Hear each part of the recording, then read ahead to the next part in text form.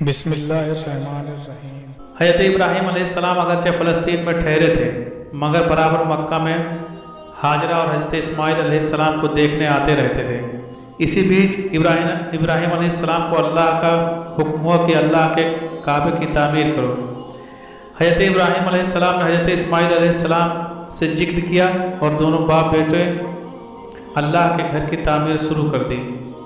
ایک روایت کے مطابق بیت اللہ کی سب سے پہلی بنیاد حضرت آدم علیہ السلام نے رکھی تھی اور اللہ کے فرشتوں نے ان کو وہ جگہ بتا دی تھی جہاں کعبے کی تعمیر ہونی تھی، مگر ہزاروں سال کے حادثوں نے عرصہ ہوا اس کو بے نشان کر دیا تھا۔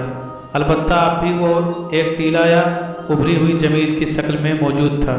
یہی وہ جگہ ہے جس کو اللہ کی وحی نے ابراہیم علیہ السلام کو بتایا اور انہوں نے اسماعیل علیہ السلام کی مدد سے اس کو کھودنا شروع کیا تو پچھلی تعمیر کی بنیاد نظر آنے لگی۔ انہی بنیادوں پر بیت اللہ کی تعمیر کی گئی۔ البتہ قرآن پاک میں پچھلی حالات کا کوئی تذکرہ نہیں ہے۔ دوسری طرف یہ حقیقت ہے کہ اس تعمیر سے پہلے تمام کائنات اور دنیا کے کونے کونے میں بتوں اور ستاروں کی پوجا کے لیے ہیکل اور مندریں موجود تھیں، پر ان سب کے الٹ صرف ایک خدا کی پرستش اور اس کی یکتائی کے اقرار میں سر نیاز جھکانے کے لیے دنیا کے بت قدوں میں پہلا گھر جو خدا کا گھر کہلایا وہ یہی بیت اللہ ہے۔ اسی تعمیر کو یہ شرف حاصل ہے کہ ابراہیم جیسا جلیل القدر پیغمبر اس کا معمار ہے اور اسماعیل جیسا نبی وہ جبیہ اس کا مزدور۔ باپ بیٹے برابر اس کی تعمیر میں لگے ہوئے ہیں اور جب اس کی دیوار اوپر اٹھتی ہے اور بزرگ باپ کا ہاتھ اوپر تعمیر کرنے سے معذور ہو جاتا ہے تو قدرت کی ہدایت کے مطابق ایک پتھر کو پاڑ بنایا جاتا ہے جس کو اسماعیل علیہ السلام اپنے ہاتھوں سے سہارا دیتے اور ابراہیم علیہ السلام اس پر تعمیر کرتے جاتے تھے۔ یہی وہ یادگار ہے جو مقام ابراہیم سے جانا جاتا ہے۔ جب تعمیر اس حد تک پہنچی جہاں آج حجر اسود نصب ہے تو حضرت جبریل امین علیہ السلام نے ان کی رہنمائی کی اور حجر اسود کو ان کے سامنے ایک پہاڑی سے محفوظ نکال کر دیا جس کو جنت کا لایا ہوا پتھر کہا جاتا ہے تاکہ وہ نصب کر دیا جائے۔ اللہ کا گھر تعمیر ہو گیا تو اللہ تعالیٰ نے ابراہیم علیہ السلام کو بتایا کہ یہ ملت ابراہیم کے لیے قبلہ اور ہمارے سامنے جھکنے کا نشان ہے، اسی لیے یہ توحید کا مرکز قرار دیا جاتا ہے۔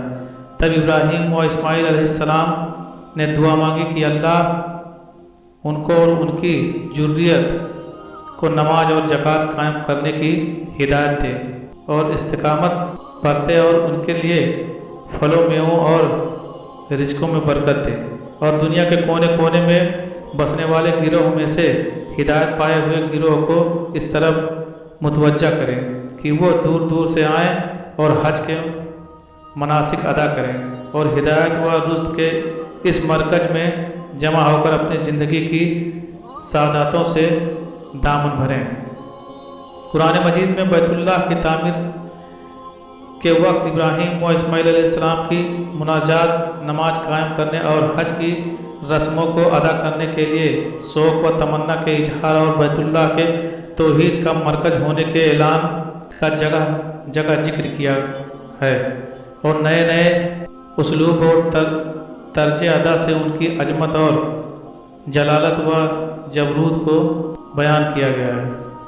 حضرت اسماعیل علیہ السلام کا ذکر قرآن مجید میں کئی بار ہوا ہے۔ سورہ مریم میں ان کے نام کے ساتھ ان کے اوصاف جمیلہ کا بھی ذکر کیا گیا ہے۔ حضرت اسماعیل علیہ السلام کی عمر جب 136 سال کی ہوئی تو ان کا انتقال ہو گیا۔ تاریخ روایت کے مطابق حضرت اسماعیل علیہ السلام کی وفات فلسطین میں ہوئی اور فلسطین ہی میں ان کی قبر بنی۔